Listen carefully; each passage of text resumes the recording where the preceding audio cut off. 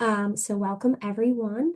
We've got Kim Meninger, who will be presenting Master the Moment, bridging the gap between instinctive reaction and intentional leadership today. She, I think, is open for questions. If you'd also like to submit those via the chat, that will work as well. But thank you all for joining. For those who don't know about Women Accelerators, we are a nonprofit based in the Lowell, Massachusetts area, but service primarily online, in person, women's empowerment organization. And thank you again for joining. We are recording, and so we will be posting this online afterward. With that, I'll kick it over to Kim. Thank you so much. And thank you all for being here today. I'm excited to have this conversation. And yes, I would love to encourage your participation as we're moving throughout this session.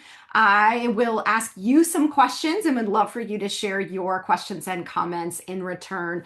And just to briefly introduce myself, I'm a leadership coach, consultant, and I describe the work I do as making it easier to be human at work. And I say that because I truly believe that it is rarely the work itself that makes work hard. It's usually the insecurities and doubts that we bring to our interactions with one another that makes it feel more challenging than it needs to. And so I try to reveal that messy human side of the workplace and give you some actionable strategies you can use to show up more confidently and more effectively. And that's really going to be the focus of the time we spend together here as well.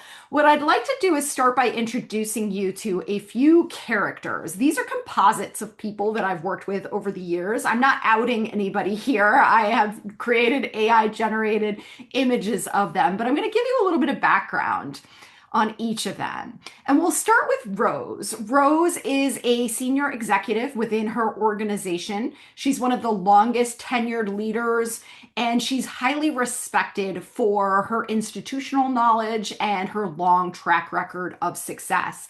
She's been recently promoted to head up a new department that she hasn't worked in before, though her management team is very confident that she's the right person for the job. Rose, however, is not so sure. She's feeling a little bit insecure about this move, and it's making her start to doubt herself. When Rose is at her best, she is very collaborative. She has strong relationships cross functionally, and she has great relationships with her team.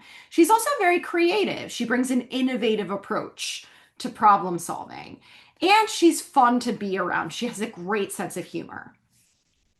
Rose, however, has another side, a side that emerges when she's under a lot of pressure, as she is in this moment. When she's feeling triggered, she can be very short tempered. She becomes impatient. She also starts to dominate conversations when she feels the need to prove herself. She will talk over people, interrupt them, and people will eventually reach a point where they throw up their hands and say, what's the point of contributing? Rose has already made up her mind, which can make her come across as closed-minded. Now let's turn to John. John is a sales manager. He was promoted to this position because he was an excellent individual sales rep. He's very diligent about making his number, and is widely respected for his sales acumen. Now, John is feeling a little bit nervous right now because of the economic volatility around us. He is hearing from some of his customers that they may need to pull back on spending, and it's kind of making him nervous about how his team's going to be able to meet their or make their number. And so he's feeling a little shaky right now. When he's at his best, he's very confident. He has a strong leadership presence that inspires people to follow him. He is also very direct. He doesn't shy away from a tough conversation, which people appreciate about him. And he's a fixer. He's somebody who's really good at quick problem solving. But like Rose, John has this other side that emerges under stress, as he is today. He can become very demanding, not just of his own team, but also of cross-functional teams around him. He can also be pretty aggressive. He's been known to pound his fists on the table, to raise his voice, which can be intimidating to people around him. And then finally, let's look at Anna. Anna is a rock star individual contributor. She is somebody who's a high performer by all accounts. But Anna has just been put on a project team where she is feeling like the people on the team are more qualified, smarter, have more value to offer than she does. And so she's feeling a little bit of imposter syndrome at the moment. She's starting to question her value. Now, when Anna is at her best, she's very thoughtful. She listens carefully and she catches nuances and details that other people tend to miss. She is also very proactive. Anna's always 2 to 3 steps ahead of everyone. You never have to tell her what to do. And she's very strategic. She can see opportunities and challenges coming down the road. But like Rose and John, she has this other side that comes up when she's under stress, and she becomes very quiet. She shrinks. She silences her voice instead of sharing her ideas. She starts to second guess herself, and she becomes very perfectionistic about things that are good enough as is. So I just want to pause here for a moment and I want to ask you, do you recognize any of these people? Do any of these people sound familiar to you? And feel free to use the chat or just raise your hand.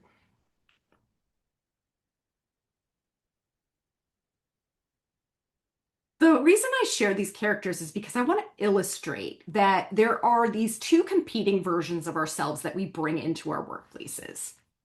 We Yes. Oh, thank you. Definitely some behaviors I've seen before. Sometimes all three, certainly a little of each, sometimes with different people. Yeah, thank you all. I think what I was trying to do there was to give you a sampling of some of the representative behaviors that I tend to see in people I work with, but also have experience just in working in organizations and so I once again just wanted to illustrate this idea that we have these two versions of ourselves. One is this aspirational version of ourselves. It's who we are when we are at our best. It's when we're most confident, when we're firing on all cylinders. It's the version of ourselves that we all hope will show up in the moments that matter most, like that big meeting or that tough conversation. And so I want to take a moment and just ask you if you're willing to put into the chat a few words that describe you when you're at your best.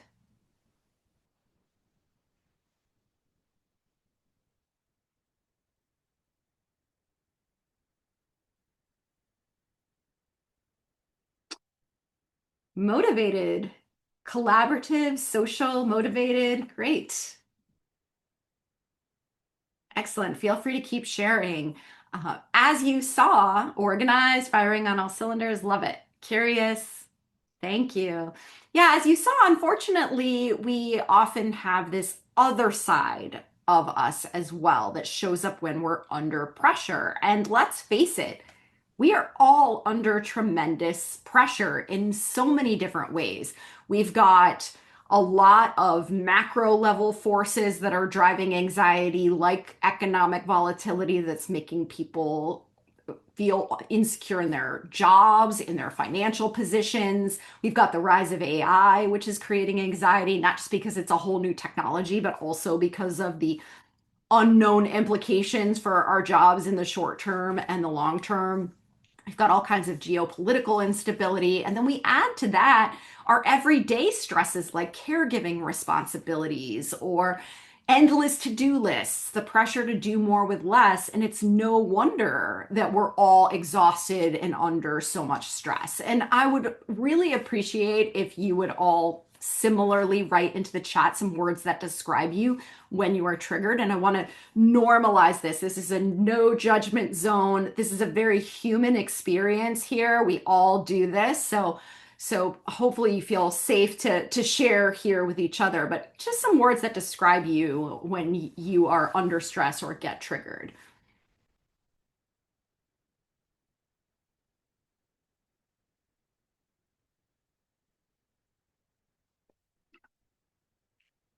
Impatient and reactive. Thank you, Catherine. Short-tempered, scattered, anxious, overwhelmed, short with people, no patience, closed off, detached from my work, shut down and don't say the things that need to be said, very quiet, indecisive. I love this. Thank you so much for your honesty and vulnerability here.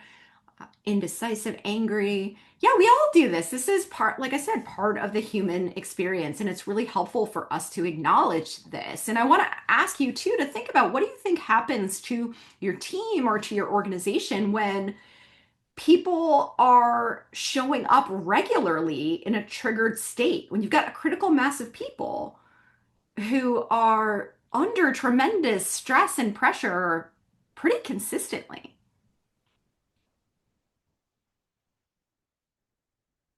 You're welcome to use the chat, but you're also welcome to come off mute if that's easier.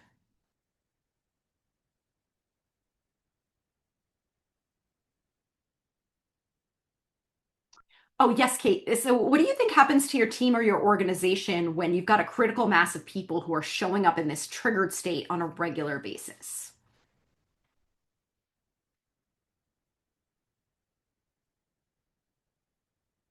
Yeah, the opposite of working at our best is not collaborative. It's inefficient.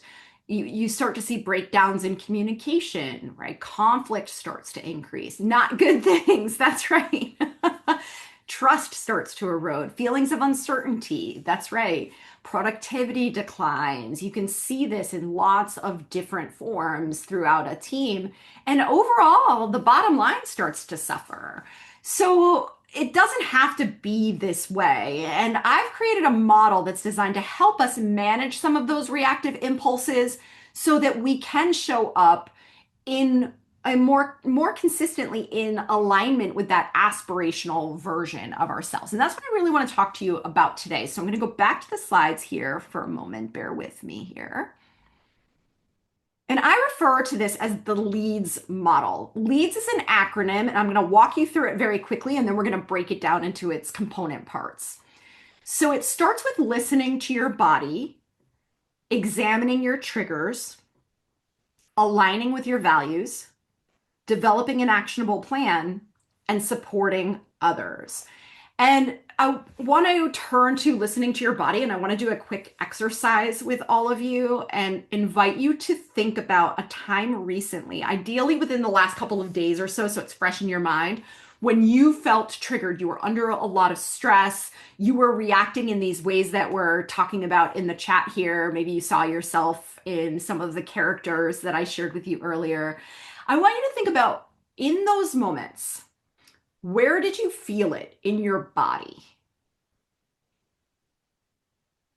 And feel free to share in the chat if you're willing to do that.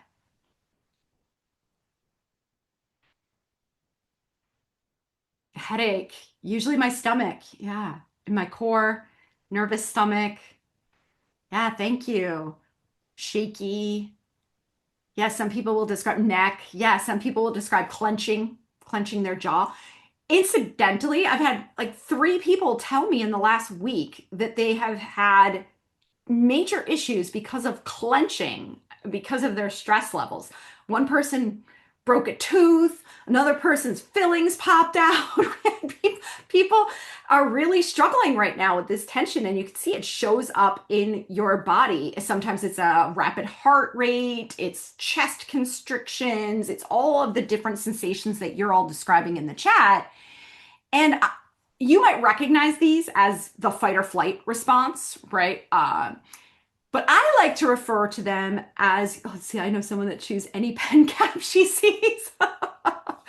Yeah, that's a great indicator of stress. I like to refer to these sensations as our body's check engine light, right? It's the first indication that we have been triggered. And it's a warning sign. Unfortunately, just as we might do in our cars, we tend to sometimes dismiss the check engine light. And when we do that, we miss really important opportunities, because it's not just these kind of superficial physiological sensations that we experience during fight or flight. There's 2 other big things that happen that have implications for our behavior and the relationships that we have with each other.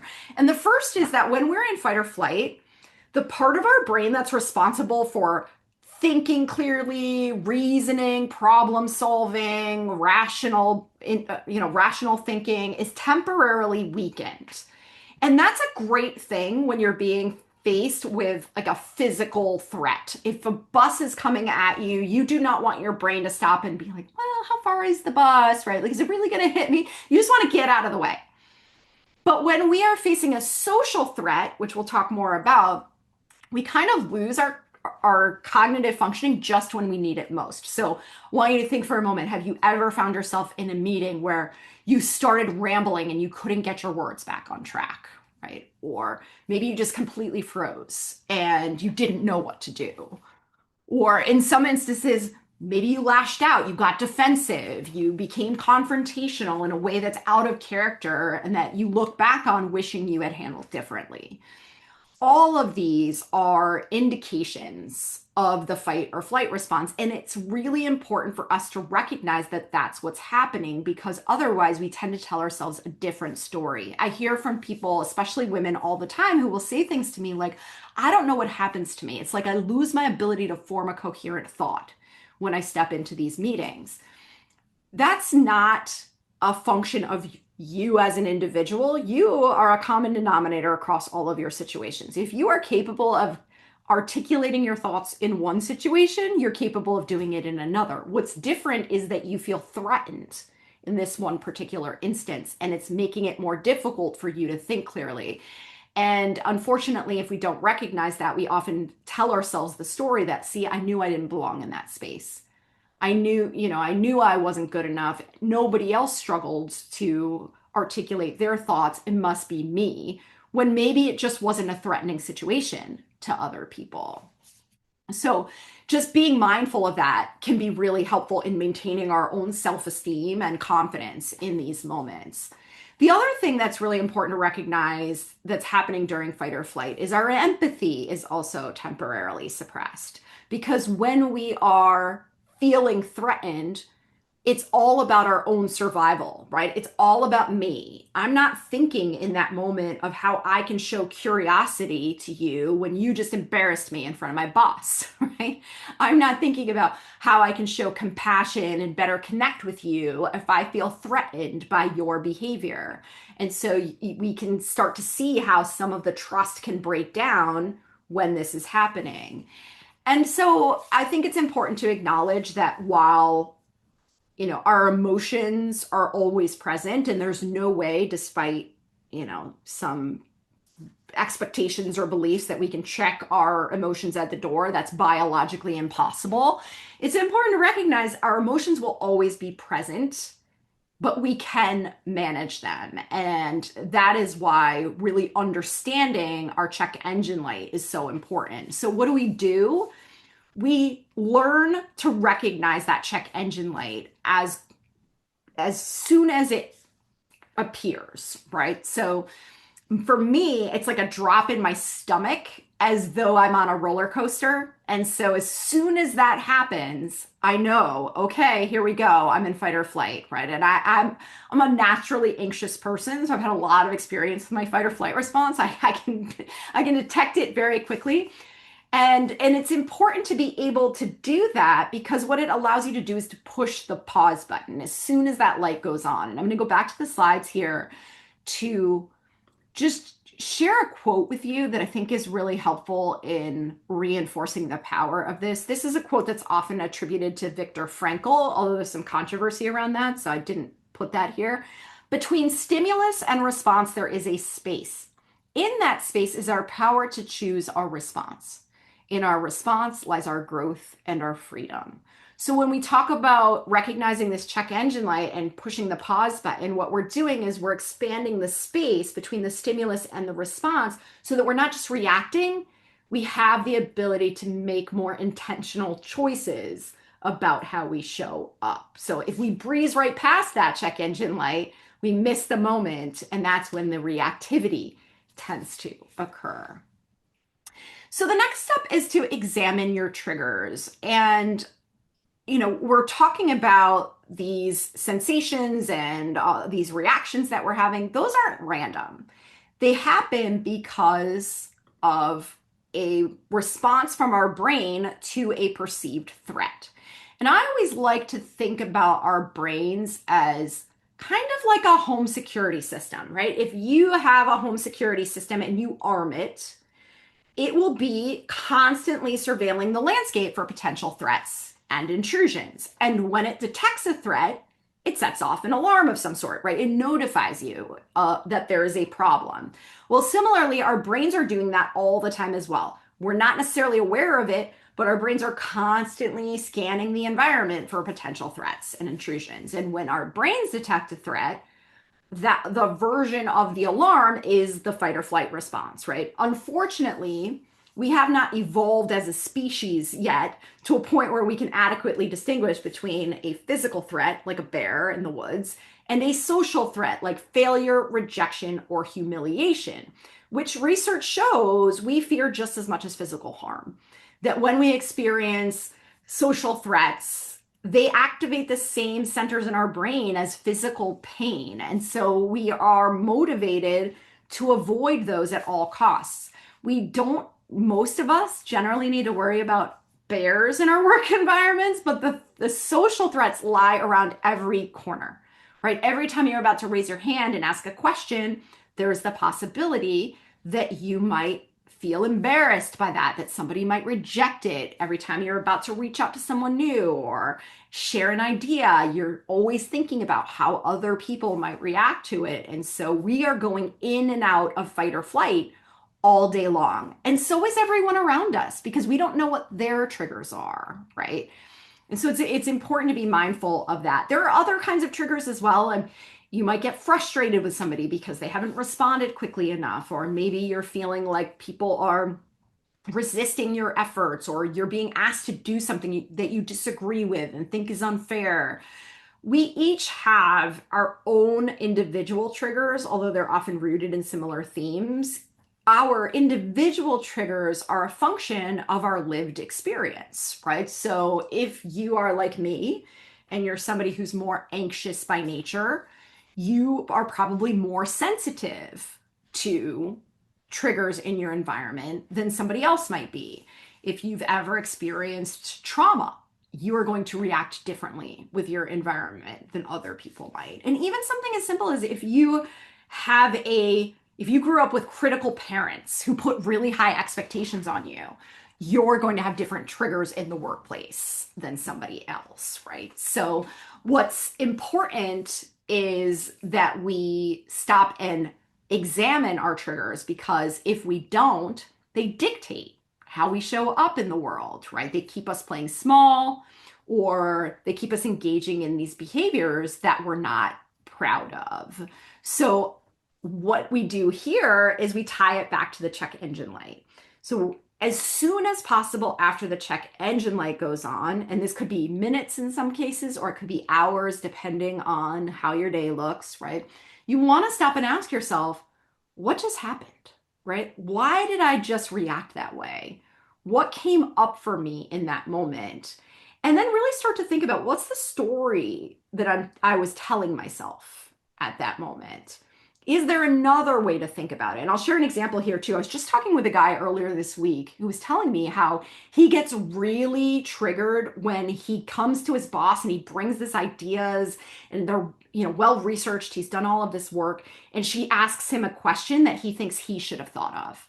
So he's in his mind, he's thinking, oh my gosh, she must think I'm an idiot. How could I not think of that? Now I need to go back and rework it. And we started talking about it, and I was saying to him, so much of how you reacted in that moment is a function of how you interpreted what she was doing when she asked that question, right? Like, to him, she was shining a spotlight on his incompetence, and like how he didn't think through the scenarios well enough. But if you think about it, she was just adding a different perspective, which is her job. You can be the smartest person, you can have all the expertise in the world in a particular area, but you're still going to be missing perspectives, either because you're too close to it, right? Or somebody who doesn't have that same background might be able to ask a question that shines a light on a different area. So we're really thinking about, what is it I'm reacting to, and what am I telling myself in that moment? Because oftentimes these triggers are rooted in earlier stages of our lives when we had a lot less power, a lot less agency, a lot less perspective, and we adopted these reactive behaviors as coping mechanisms. It made sense at the time. But as adults with more maturity, with more robust brain power, right, with different perspective, if we don't take the time to examine these behaviors and ask ourselves, do they still serve us? They keep us trapped in these kind of immature ways of handling situations in our workplaces. So when we talk about understanding our triggers, it can be really helpful to just spend some time observing yourself in action. Pay attention for like a week or two to the kinds of situations that trigger your check engine light, right? They set off those sensations, and then jot down what's going on in those moments. What are the situations? It could be something like every time I'm in a meeting with a certain personality type, I notice myself getting activated, or every time I'm asked a question that I'm not prepared for, or every time I feel like someone challenges my idea in front of somebody else, it activates me. And you'll start to notice some patterns, which can be really helpful because it allows you to better anticipate when these triggers might come up. And then when we talk about developing a plan, you can get ahead of them. You can start to work on mitigating them so they don't have as much power in those moments. And I'm going through this quickly because I'm mindful of time, but I also want to invite any reactions, questions. Does anybody have anything that's coming up for you as we're talking right now? Hi. Thank you for sharing that. One thing that I thought of is how oftentimes, like, if you assume how someone else is feeling or why, like the example you brought up of like why someone asked that, that's what usually gets us into trouble. So I'm definitely working on making sure that my assumptions are always for the best. I like that, Sarah. Thank you. And I'm glad you brought that up because, yes, this so much of what we're talking about is internally focused. But when we recognize that this is how we show up, it also helps us to better understand why other people may be showing up, maybe not specifically, but so often the way that we as humans are designed is to, really personalize all of our experiences. And so often we overread into other people's behaviors and we make it about ourselves. And I think it's important to recognize too that when we see certain aggressive behaviors, sometimes we confuse that with strength and confidence. So sometimes we see people who bully other people or people who get, really loud and dominant in certain situations, and we might think that that's a show of strength. But true confidence is quiet. When you know your strengths and capabilities and where they end, you don't need to be the smartest person in the room. You don't need to flex your muscles and try to make other people feel bad. So I think it's important to recognize those moments too as a sign of someone else's insecurities. This is their stuff. It doesn't make it any less unpleasant to be in the room when that's happening, but it can help us protect our own confidence and our own composure because we can try to separate ourselves from it and say this isn't even about me right now, right? This is their stuff. Something's triggering them that I don't know about. And it can help us to be a little bit more empathetic and also again to not get swept up in the energy of that. All right. So let me go back to the slides here for a moment. And now we're going to talk about aligning with your values. So I asked you early on to share some words that describe you when you are at your best. And oftentimes when we are showing up at our best, it's because we are in alignment with our values. We're kind of living our values in that moment. And I think it's important to recognize that nobody, I'm not saying nobody, though there may be some exceptions to this. Nobody wakes up in the morning and says to themselves, I want to play small today, right? Nobody wakes up and says, I want to be a jerk to my colleagues. We all want to be bold, right? We all want to do the right thing. We want our colleagues to feel heard and valued and respected. But how often do we actually show up that way when we're under pressure, as we're talking about? And so I think it's important to really recognize that the closest thing we have to a guidebook or a manual for how to navigate certain types of stressful situations is our values. I like to think of them as a compass, right? When you find yourself at a crossroads, let's say you can do this or you can do that, that we ask ourselves which path forward is in greatest alignment with my values, which path forward is going to allow me to show up as the version of myself that I will be most proud of in this moment. And I'll share an example of this too from my own experience. About a year or two ago, I was uh, in an email exchange with someone that had hired me for something, and they were getting really unexpectedly demanding, making all kinds of unreasonable requests. It took me by surprise. And my first reaction was I wanted to send back an email and just say, I'm out. I'm not doing this. Right. And then I stopped and I asked myself, okay, I thought to myself, right, for 10 minutes, that's going to feel good. Right. But what am I going to be proud of when I look back on this a week from now, a month from now, a year from now? Right. We make better choices when we keep our values available to us. And we're not always going to get it right. There are going to be times when we are too exhausted or too stressed out to even catch the moment, or there are going to be times when we don't feel psychologically safe enough to do that. But if we have that as sort of a guiding light available to us, we're more likely to follow through. And in order to do that, we have to know our values, and we're busy. We're not necessarily thinking about these deeper questions like who do I want to be and all of that. So I like to share a few questions that I think can be helpful. Ask yourself things like, what do I stand for? Right? What's most important to me? Or what are my non-negotiables? These can be helpful in grounding you in what your unique values are. And then there are these two additional questions that I think are really helpful when it comes to our interactions in the workplace. Number one is, how do I want people to experience me? And number two is, what do I want people to say about me when I'm not in the room?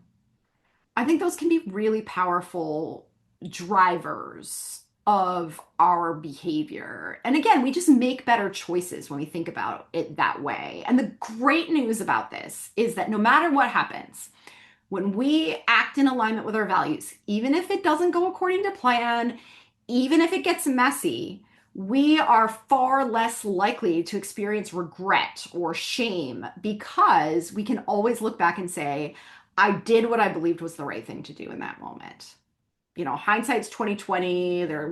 We can always go back and second guess ourselves, but we can take comfort in knowing we did what we believed was the right thing to do then. And that is where self-trust comes from. That's where confidence comes from, right? That's where integrity comes from. And acting in alignment with our values can look like lots of different things. It could be having a difficult conversation instead of avoiding conflict. It could be challenging the status quo, sharing an idea, even if you're feeling a little nervous about it because you want to move the conversation in a new direction. Or it could be advocating for yourself, asking for something that you deserve or that you need in order to do your best work.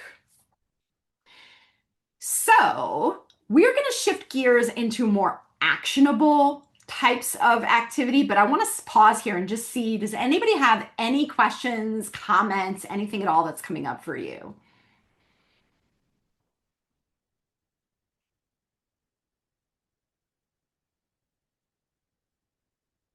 All right. Well, feel free to put them in the chat. I am monitoring that and we'll just keep going here. So far, we've really been focused on this through more of an introspective lens. So I've been inviting you to essentially audit yourself, right? To think about what is it that your check engine light feels like, what sets it off, and how would you ideally like to show up instead? That is all really important foundationally. But what really matters is what you do in the heat of the moment, right? How do you handle yourself when push comes to shove? And so it's very important to have a plan for these types of triggering situations because we can't be trusted to strategize in the moment.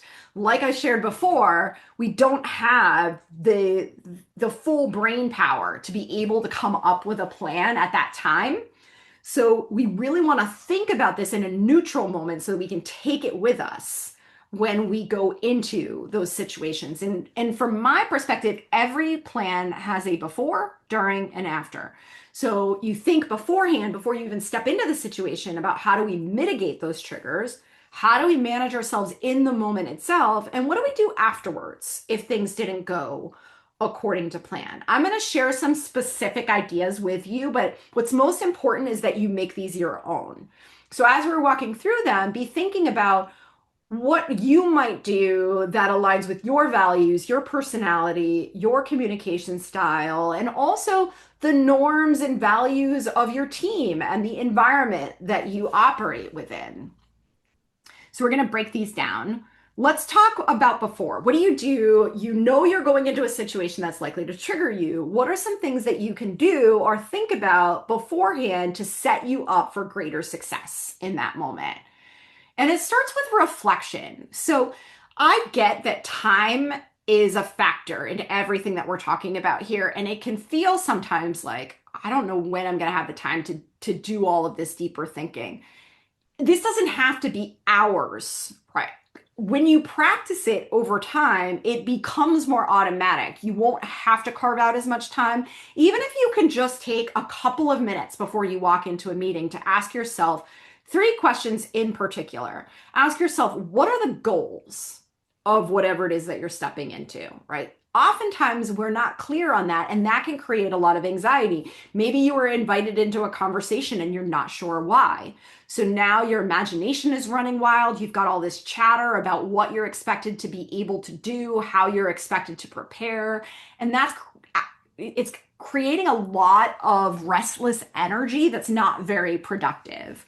So just be thinking about what are the goals of this interaction. And if you're not sure, ask. Don't go to a mystery meeting. It's too anxiety provoking. Find out first, why, how would you like me to prepare? What are the best ways for me to contribute? What is the agenda of this meeting?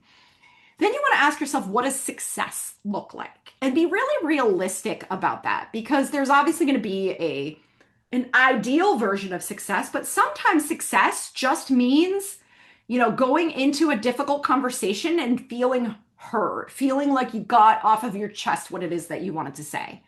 Sometimes it's just getting to a second conversation. So you leave that one with a commitment to continue it in the future. So just be realistic about what success looks like so you have something to march towards as you're moving through the discussion. And then finally, bringing it back to these values, ask yourself, which values do I want to prioritize when I get into this space? Now what you want to think about is communicating with others. What additional information or support might you need in order to better navigate that situation? So that might be finding out ahead of time who else is going to be in the room. What do they care about? Are there any particular hot buttons to avoid? Are there things you should know about the history of whatever it is you're going to be talking about?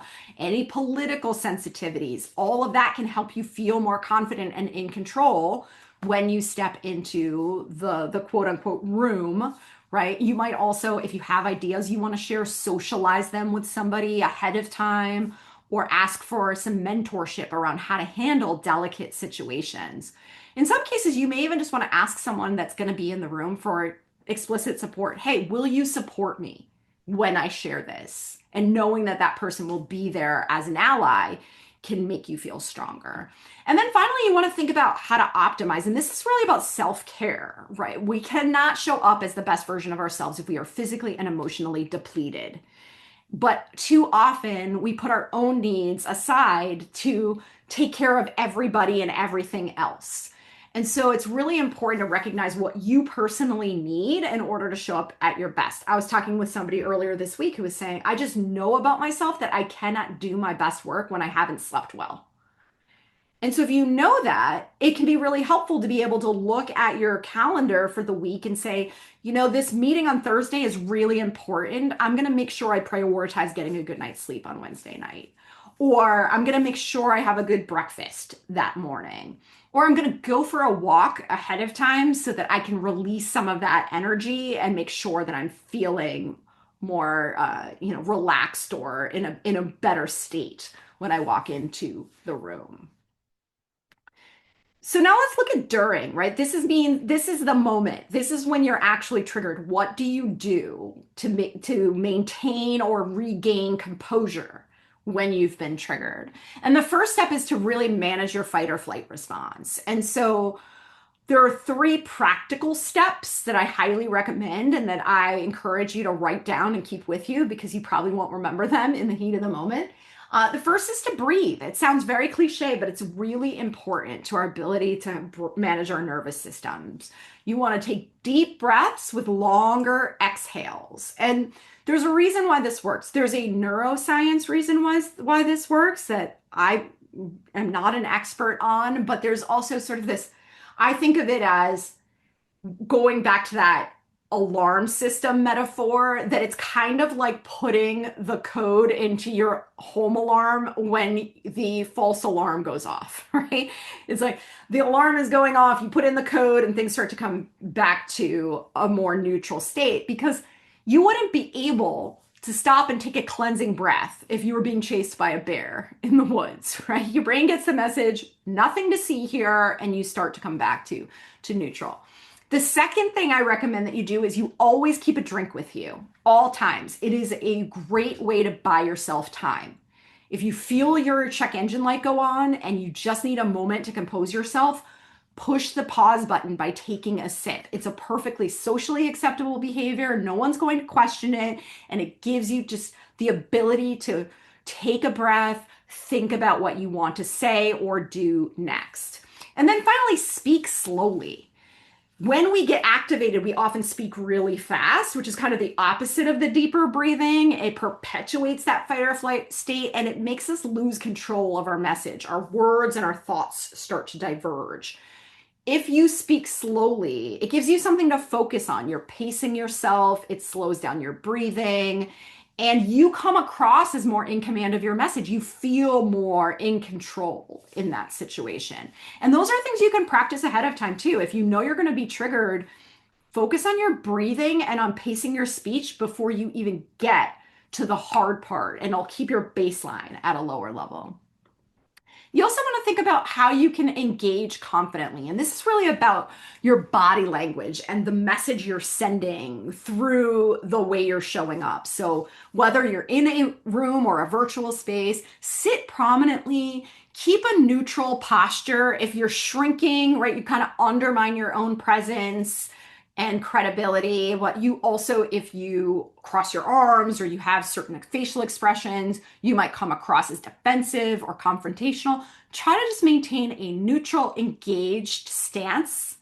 And then when people are engaging you, slow it down if you need to. If someone asks you something you're not prepared for, ask a clarifying question.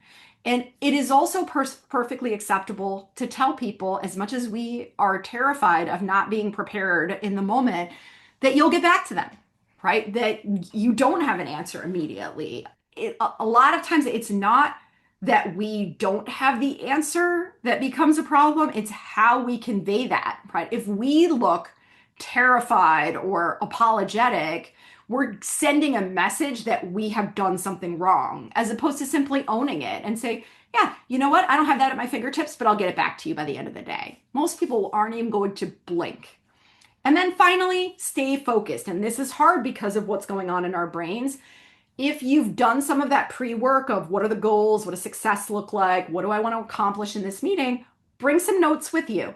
What are your talking points so that you can stay anchored if things start to feel unsteady? And it's also helpful to have some visual cues. I had a client who decided to print a picture of himself after a marathon because that to him was the best version of himself. And so he kept that prominently on his desk for those moments when he was starting to feel insecure. Another woman I work with has a ring that symbolizes strength to her and it makes her feel empowered. So wearing it in these situations gives her that added confidence. So again, it's important for you to find things that work for you, but that achieve kind of the goals that we're talking about here. And then finally, what do you do if it doesn't go according to plan? Let's say you leave the room and you're kicking yourself. Our first reaction is often to just beat ourselves up and ruminate about it, but that's not productive. What I recommend is that no matter what happens, that you start with a question to yourself of what went well, to just force yourself to name some things that went well, because most of the time these situations are not utter catastrophes, right? It's just that our brain will automatically go to the negative, and you want to be able to balance that out a bit. So just think about, I'm proud of the fact that I didn't lose my temper when a person did this, or I'm proud of the way I handled this situation. And then instead of beating yourself up, ask yourself, what did I learn? Really think about, what will I do differently going forward? As somebody who has had a lot of anxiety, who has struggled with a lot of these waking up in the middle of the night, replaying certain interactions and thinking to myself, oh my gosh, I can't believe I said that or I didn't say that. That is only useful to the extent that it informs future behavior. Otherwise, it's just a swirl that's going to waste energy. So think about, okay, I'm not proud of the way I behaved. What will I do differently next time? And now you give your brain the peace of mind that you've accounted for that, you've got a plan, and they don't have to keep reminding you of this. And then interpersonally, it's helpful to reconnect with one or more of the people who are, in that situation. If you didn't get a chance to say what you wanted to say because maybe you at the last minute decided, I just don't feel comfortable sharing this, but now you really wish you had, go to one or more people after the fact and say, hey, I've got some additional thoughts I'd like to share. Can we schedule 10 minutes to continue the conversation? Or if you feel like you didn't handle yourself well, right? Maybe you said something that you regret, to go to the person and just take accountability for it. Our relationship is important to me and I'm not proud of the way I handled that. That's how trust is reinforced. Everyone's going to have a bad day. We're always, there's always a possibility that we might deviate from our ideal behavior, but it's how we recover from it that's most important. And people will be forgiving if you handle it well after the fact. So I've one more step, but before I do that, I just want to check in on the action plan and see if anybody has any questions, comments, or anything you would add to that conversation.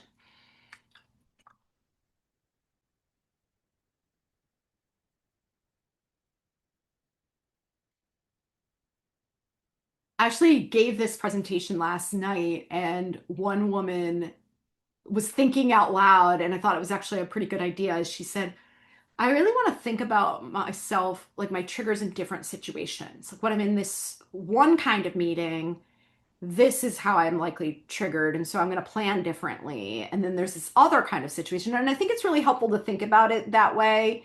And I think it's helpful to realize that this can be helpful in personal relationships as well. I think about this a lot, even in my communication with my husband, who has a very different communication style than I do. And so it can be a good way to manage, or if you have kids or any friends, family members, anything at all where you start to find yourself getting triggered, to come back to this framework. It can be really helpful to apply that in other settings too.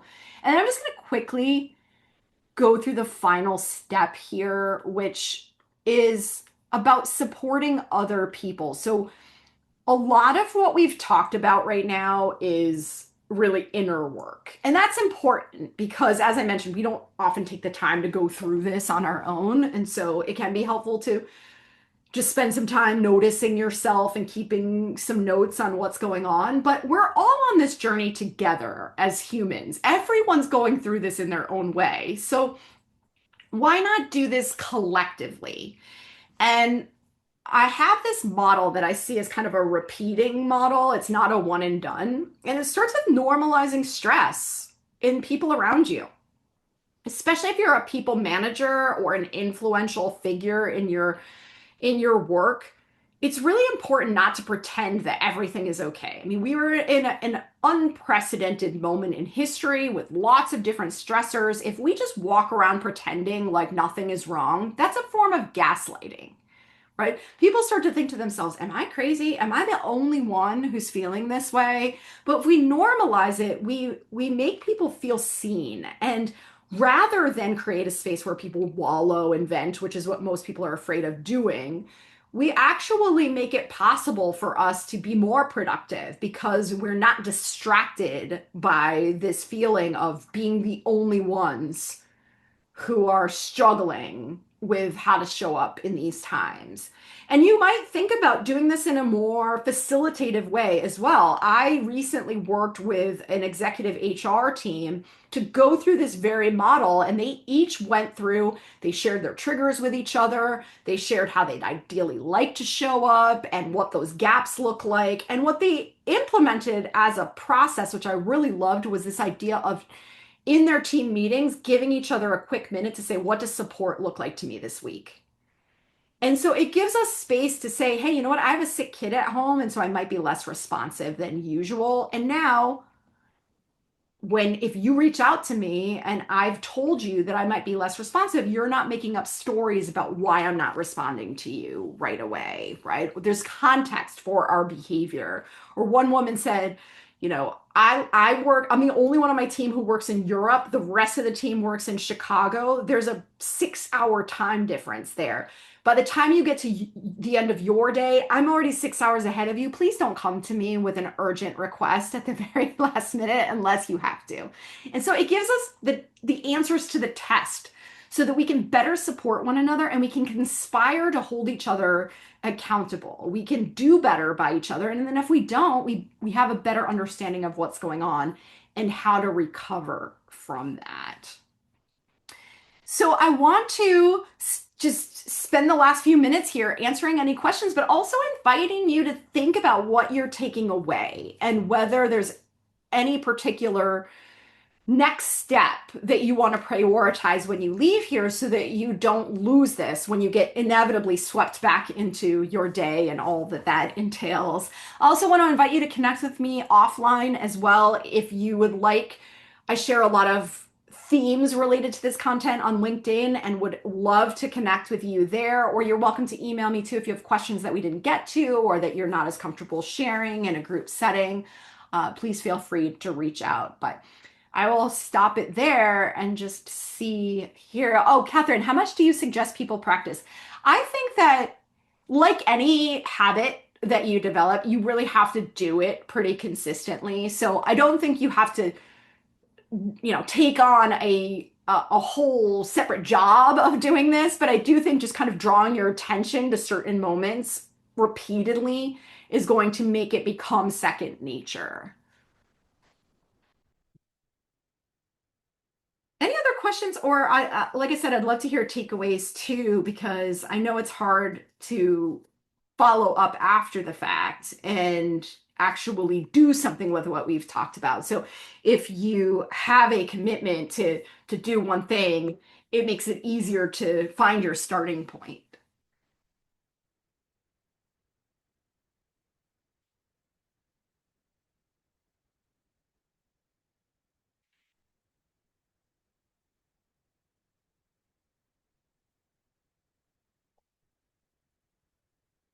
I'm just giving you typing time.